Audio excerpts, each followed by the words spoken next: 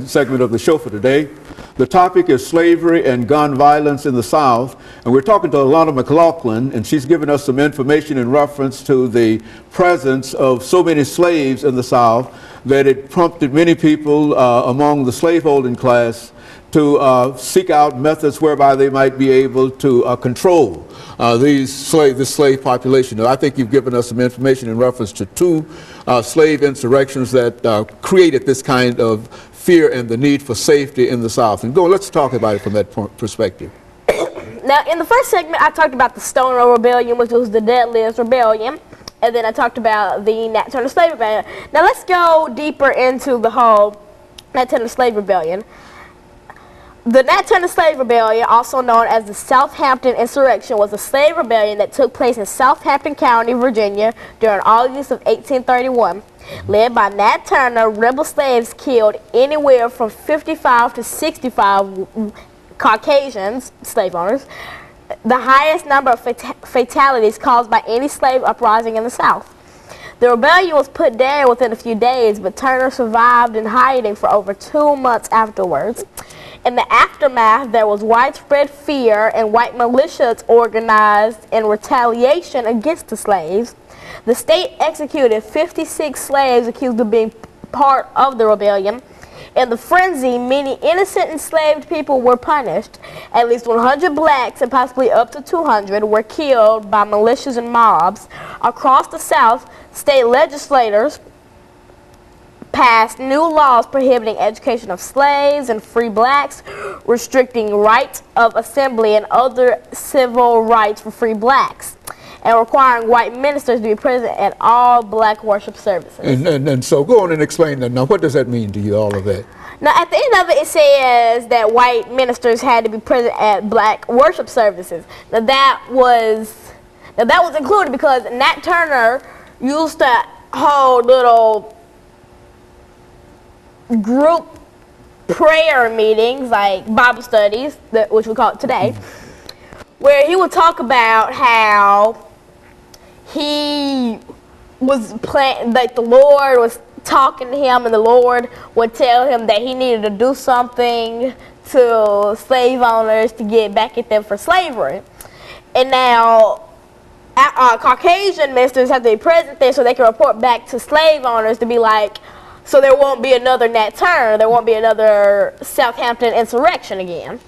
And so all of this violence that was created by Nat Turner with the Nat Turner slave insurrection appeared to make slave owners anxious in terms of the presence of slaves, and you think that that has something to do with the presence of gun violence in the South. Expand upon that. Well, let's start off with the fun fact. Now, most people do not know this, but Nat Turner actually asked Harriet Tubman and Frederick Douglass to be a part of the slave revolt. Now, Harriet Tubman said yes, but she became ill during the rebellion, and Frederick Douglass had a prediction that the slave revolt wouldn't work, so he declined. Well, that was John Brown and some of the things that he was involved in. And how does John Brown fit into such a story that you're telling? Well, both of them had rebellions. John Brown had the rebellion at Harper's Ferry, and Nat Turner had the Southampton insurrection. So basically, they both had the same goal, to free slaves, and they both did them in very awful manners. Like Harriet Tubman, now she put slaves to the Underground Railroad, so no killer was involved in her situation. But now John Brown was like, yeah, we're just going to kill these people to free these slaves. And Nat Turner was like, yeah, we're going to kill these people to free these slaves. So basically, they tie in together for both killing lots of Caucasians and many African Americans. And so John Brown, what happened to John Brown? What was the ultimate fate of John Brown during the period after his revolution at Harper's Ferry? Well, after his Harper Ferry incident, he was hanged. Now, another fun fact,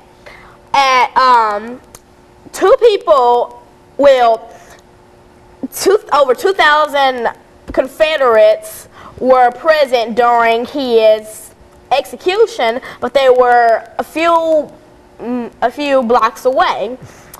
And most people don't know this, but John Wilkes Booth stole a Confederate outfit to gain access into the hanging of John Brown. And also, I think it was Stonewall Jackson, future Confederate General Stonewall Jackson, and John Wilkes Booth were both there.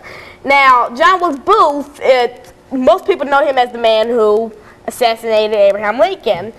And it's funny that he was also there at John Wilkes Booth's execution.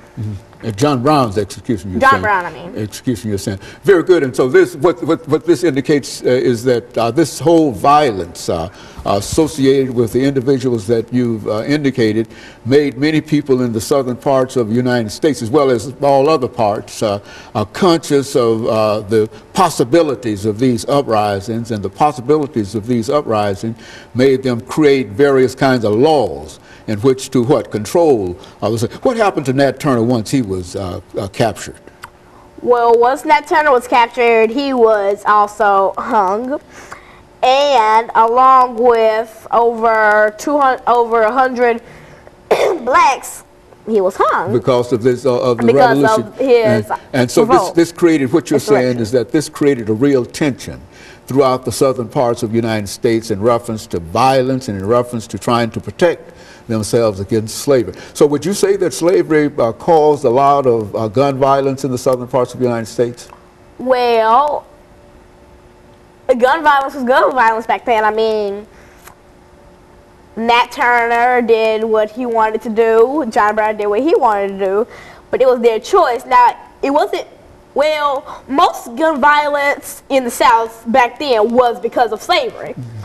But I don't think slavery, it was because of the things that slavery was doing. The slavery itself wasn't the whole cause.